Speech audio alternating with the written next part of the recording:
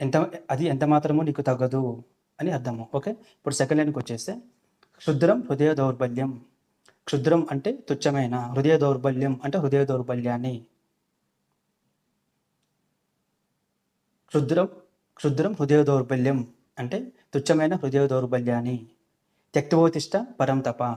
త్యక్తవోతిష్ట అంటే త్వజించి లే. పరంతప అంటే శత్రువులను తప్పింపచేసేవాడా.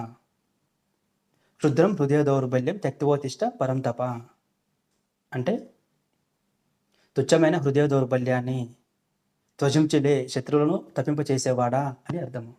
ఓకే. ఇప్పుడు మనము తాత్పర్యం చెప్పుకుందాము. శ్రీకృష్ణుడు చెప్తున్నాడు, ఓ పార్థ పిరికితనాన్ని తెచ్చుకోవద్దు. ఓ పార్థ అంటే ఇక్కడ అర్జునుడు అని అర్థం చేసుకోవాలి మనము. ఓకే. ఓ అర్జున పిరికితనాన్ని తెచ్చుకోవద్దు, అది నీకు ఎంత మాత్రమూ తగదు.